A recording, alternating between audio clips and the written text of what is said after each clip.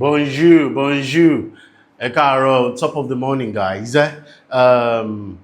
Mo ní journey kan tí mo ń rìn lọ́wọ́lọ́wọ́ báyìí, and mo dé sí Cotonou ní around 12 lánàá, and after ìgbà tí mo dé sí Cotonou, mo ṣẹ̀ wá rìn about 3 hours into ibi tí mo wà nísìn lọ́wọ́lọ́wọ́ báyìí.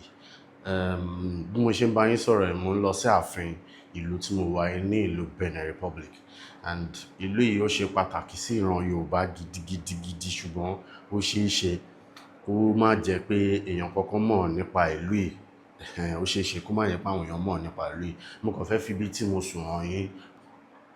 I was actually invited by the king sí ìlú yìí. Ọba ìlú yìí gangan àwọn náà ní kí n wá, and ibi tí mo sùn ní eléyìí ó wà comfortable fún mi. Ó ní bẹ́ẹ̀dì kí lorúkọ ẹ̀, and ibi báyìí ó ní toilet. Let me show you. Ó ní toilet itself.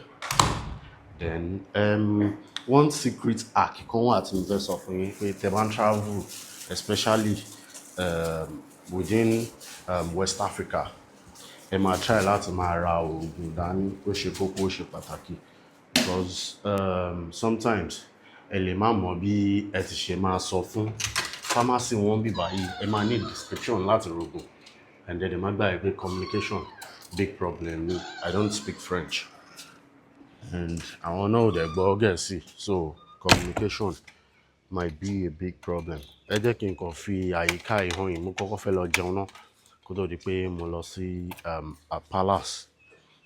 Environment ibi tí mo wà náà ní eléyìí. Òun náà ní eléyìí. Mi ì lè fún yín ní actual price ibi tí iye tí bíbá jẹ́. Mi ì lè fún yín actual price, but at least mo fẹ́ kẹ́ ẹ kàn mọ̀ pé irú bíbá ẹ̀ wà. Ó wà nílùú tí mo wà yìí. Mi ti really tour ìlú around, because títì ibi tí mo fẹ́ fi hàn yín sìn, mọ́tò ti já mi lánàá, and straight down náà ni mo dẹ̀ wá sí. Mo kàn sùn, mo kàn jẹun, mo ṣe one or two things. Mo kàn sùn ooru pátápátá. Bonjour.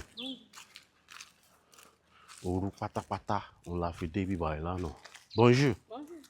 So mi ti really mọ orúkọ hotel tí mo wà gbọ́, hotel ni, and reception wọn nìyẹn níbẹ̀. Reception wọn nìyẹn. So títí ibi tí mọ́tò ti já mi sí lánàá. And there's one particular kingdom táwọn èèyàn mọ̀ pé I don't know, it's kingdom of Dahomey, but wọ́n ń pè ní Abomey. Abomey dàbí Ọ̀yọ́ empire ni. Abomey dàbí Ọ̀yọ́ empire ni.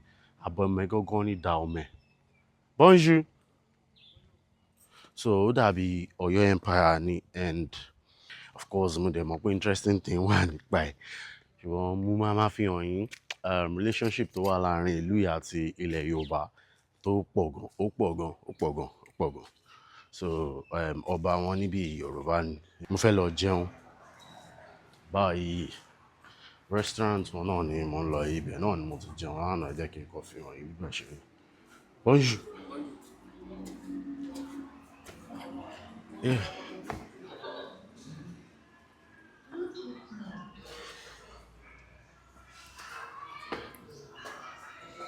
Màmá ṣe rice yẹn ó ti jiná? Ó ti jiná, okay. Ó yá. Ó yá, ẹ jẹ́ ká jẹun báyìí. So mo fẹ́ jẹ rice ni mo fẹ́ jẹ báyìí.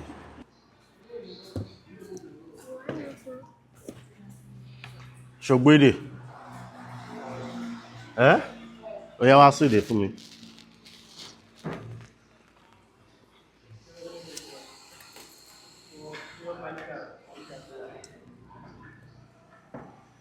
Kí lorúkọ èdè tó ń sọ lẹ́nu? Yorùbá. Èwo ni ànàgó? Kí ni ìyàtọ̀ Yorùbá àti ànàgó? Àwọn kí ní wọ́n sọ ànàgó, àwọn nọ̀dí. Okay. Àwọn Sakite. So Yorùbá lélẹ̀ tẹ̀yìn sọ. Kí ni ìyàtọ̀ Yorùbá àti ànàgó? So oúnjẹ wa lélẹ̀. Ó ń bọ̀. Ẹ ṣì. Ooh. Mama omi ẹ. So wọ́n gbọ́ Yorùbá ní ibi tí a wà ẹ̀ ló jẹ́ communication wà. Ó ń bọ̀. So rice wa ni tí mo fẹ́ jẹ ní eléyìí.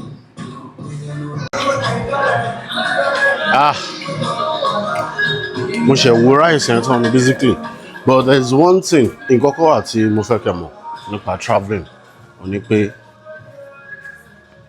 tí máa travel wá sí irú àwọn kan báyìí. Ẹ kú ṣẹ́ màmá. Ṣé o máa fẹ́ ṣe bí màmá kí ni socket yẹn bó láti lè ríra? Kí ni socket àárí tá a lè charge? Lọ́jà lánàá máa lọ. Ọjà. Létí ẹ̀nà náà ṣáájú ẹ̀bù àtọ̀nà ẹ̀jẹ̀ ló pa.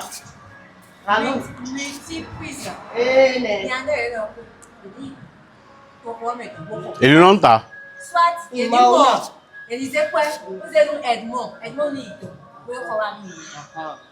Àwa àmọ́ owó tó máa ń tà náà àwa àmọ́ owó náà. Donc ẹ má gbé òfin ìṣẹ̀ràn náà. Ní má lọ rà á fún yín. Ok. Ẹ comprend. Ok, ká gbé fún ọ̀kadà. Mọ́tò. Ẹ má gùn kẹ̀kẹ́ lọ. Ok. Má lọ rà á fún yín. Ok. Ẹ má gbé owó fún. Ok. Ẹ jẹ́ tábúrò mi bá ti ṣe tán. So ṣe ti rí bẹ́ẹ̀ mo máa ń fẹ́ràn kí n jẹ oúnjẹ tí àwọn aráàlú ń jẹ gangan. Mo máa ń fẹ́ ní new experience nípa oúnjẹ àti àwọn nǹkan yẹn. Ó máa ń jẹ́ kí travelling mi kó dàbí pé ó ní the most successful. So travelling is not about spending money. Èmi mo sọ. Kò ní nǹkan kan ṣe pẹ̀lú bóyá ẹ ná ọ̀pọ̀lọpọ̀ owó Ketou jayé. Èmi nígbàgbọ́ pé kéèyàn act bóyá 10 days ló fẹ́ lò tó bá act like local ìlú yẹn gangan for like fún bí 7 days then èèyàn tún lè ṣe luxury life fún bí 3 days. Nígbà yẹn lèèyàn máa kọ́ nǹkan tuntun, èdè tuntun, àṣà tuntun, ìwà tuntun fẹ́ pé ó máa tún jẹ́ kí experience èèyàn kó lọ déédéé. Mo fẹ́ sáré wá mú nǹkan nílé ni mo ń dóde ọmọọba kó wá gbé mi láti lọ sáàfin. Màmá rí yín. Ó yá ẹ jẹ́ ká lọ. Ok. Jẹ́ bí tá à ń sọ̀bọ̀ ní pé ibi ni òpópó Ọ̀yọ́ ọ̀nà tí àwọn baba ńlá wa tó máa tọ̀yọ́ bọ̀ ọ̀nà tí wọ́n máa ń gbà wọlé. Ibi báyìí ló máa ń gbà wọlé nígbà yẹn. Ṣé orí ọ̀nà tá wà yìí? Orí ọ̀nà tá wà yìí ni. Òun náà fi ń pè ní òpópó Ọ̀yọ́. Orúkọ tó ń pè títí fi dè ní òun ni òpópó Ọ̀yọ́. Òpópó Ọ̀yọ́. Ṣé lè sọ ìtàn díẹ̀ nípa ìlú ìfún wa? Kékeré kì í ṣe dandan rẹpẹtẹ. Ṣé ká máa bọ̀ àbí? Ẹ wá. Ok.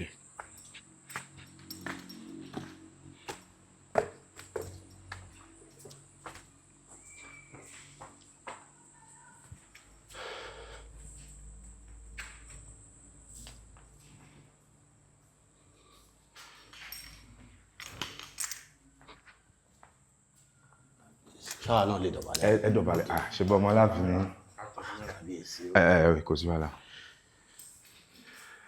Ọba wà ń bẹ̀, ọba ò sí ń bẹ̀. Ó ṣe dandan ká dọ̀bálẹ̀. Àṣà wa ni. Ọba ń kí. Ok, ẹ jókòó. Tí bá ní nǹkan tẹ́ bá fẹ́ gbà ẹ ti lè gbà kó yí Babátúndé. Tẹ́ bá fẹ́ ya kinní kan ẹ ti lè ya kí Babátúndé. Kọ́kọ́ tiẹ̀ náà. Kábíyèsí o. Kábíyèsí o. Kábíyèsí o. Kábíyèsí o. Kábíyèsí o. Kábíyèsí o. Kábíyèsí o. Kábíyèsí o. Jẹ àwọn ẹrú tí Dahomey tó kó ń gbà yẹn àwọn náà fi po ilẹ̀ tí wọ́n fi ṣe ògùn. Àwọn wo ni Dahomey kó lẹ́rú ńgbà náà? Gẹ́gẹ́ bí tí èmi ṣe gbọ́